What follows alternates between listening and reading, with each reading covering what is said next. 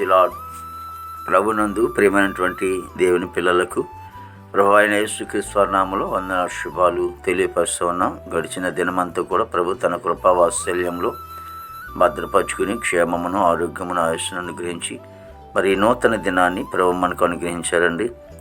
2026 సంవత్సరంలో 1వ నెల 12వ దినాన్ని ప్రభు మనకు అనుగ్రహించి మరి రోజు దేవుని వాక్యం యెహోవాను ఆశ్రయించువారు సమస్తమును గ్రహించెదరు.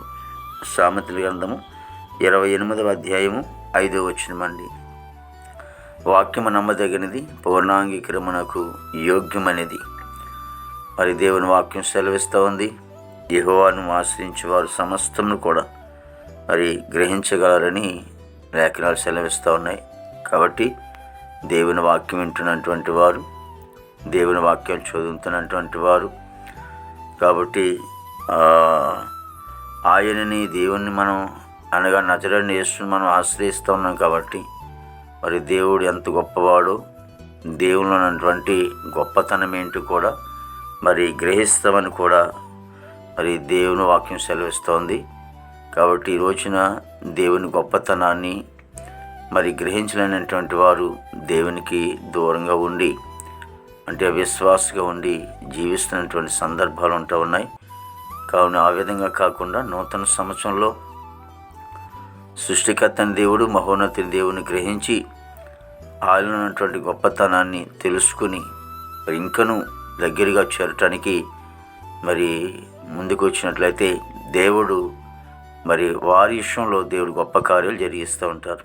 ఎవరైతే ఇంకా ప్రభు దగ్గరికి రాకుండా దూరంగా ఉంటున్నారో, ఇంకా ప్రభువుని ఎవరైతే ఇంకా సరిగ్గా గ్రహించలేకుండా ఉంటున్నారో మరి వారు గ్రహించుకుని నూతన సంవత్సరాలైనా సరే వారి దగ్గరికి వచ్చినట్లయితే మరింతగా గొప్ప కార్యాలు వారి జీవితంలో ప్రభు జరిగిస్తారండి. ప్రార్థన చేసుకుందాం. మహాపరిశుద్ధుడు, ప్రేమగల తండ్రి, కృపలేసునికి స్తోత్రాలు స్తుతులు చెల్లిస్తున్నాం ప్రభు. మంచి కాపరి నీకు వందనాలు తండ్రి ప్రభు. మహిమోన్నతుడా నీకు స్తోత్రాలు చెల్లిస్తున్నాం ప్రభు. యేసయ్యా నీకు వందనాలు ప్రభా. ఇగో తండ్రి నాయన, మరి ప్రతి కుటుంబాన్ని కూడా మీరు ఆశించి దీవించిన ఆయన దేవా తండ్రి ప్రభు. మా భారతదేశాన్ని మీరు ఆశించి దీవించమని ప్రార్థనకి స్తోత్రాలు ప్రభు. దేవాదేవుని యేసు నీకు వందనాలు తండ్రి. అదేవిధంగా ప్రభా ఇగో నన్ను ప్రభా తండ్రి యేసు నీకు వందనాలు. నాయకులు, అధికారులు అందరూ కూడా మంచి వంతునం ప్రభావానికి స్తోత్రాలు.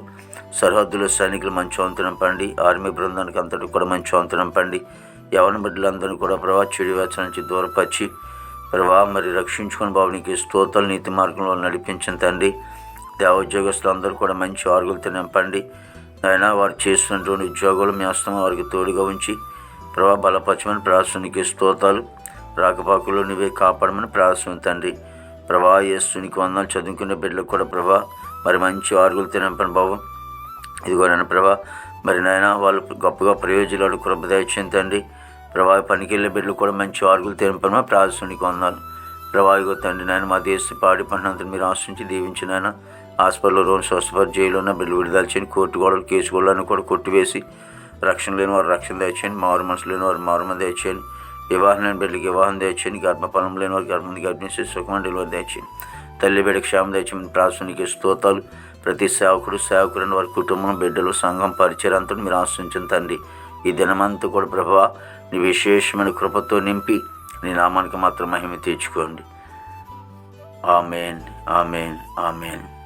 మరి వాక్యాన్ని ఎవరైతే వింటున్నారో మరి వారు ఈ సేవకుని మీరు ప్రేమించి మరొకసారి నన్ను కూడా మీరు ప్రోత్సహించడానికి మీరు ఒక లైక్ కొట్టి మరి సబ్స్క్రైబ్ చేసుకోండి.